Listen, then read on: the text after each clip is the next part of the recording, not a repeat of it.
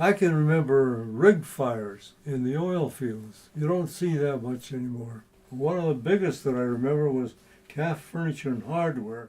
So they didn't know that they were getting a hometown boy when they advertised for a sculptor. Gushers. I remember the first time Taft ever beat Bakersfield. A very, very wonderful company, the Honolulu Oil Company, no longer in existence. And he became an All-American. He went to St. Mary's and from there to the Green Bay Packers. So they wanted to have a decent funeral for the lady, and the women of the town went to the gardens of 11C, Standard Oil, and it's kind of interesting what the Chronicle wrote. For a brief time, she welded the mysticism of the East with the commercialism of the West and reached its final psychic chapter. And that was the article about the Egyptian princess buried on the old Midway Cemetery on the hill. I enjoy the history of the area.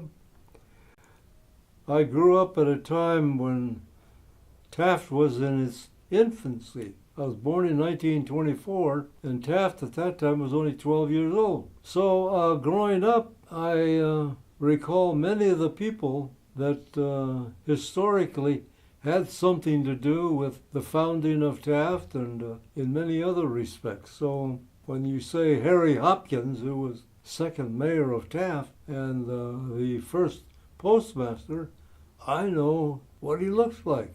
In my senior year, we had that problem with Japan, December 7th, 1941. And I remember that Monday morning when I went to school, the superintendent called the entire student body into the auditorium. He wanted us to listen to President Franklin Delano Roosevelt.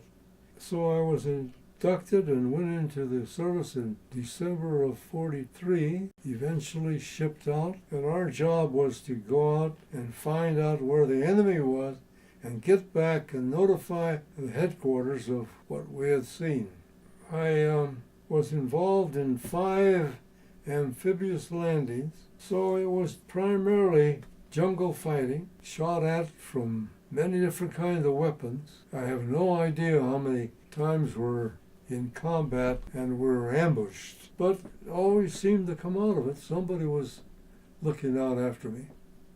Well, the Oil Worker Monument is the biggest attraction we have here in Taft right now. It's a great place, I think, to take people to see what was done. Sometimes I'll go by there just to make sure that I go by the monument and get a good look at it as I go by. And in 1994, I started that column for the Midway Driller called Remember When. I enjoy writing about them, telling people about them, and as I drive around town, I find myself going by some house and remembering so-and-so lived there, or a gas station was located here, things like that. For some reason, it turns me on.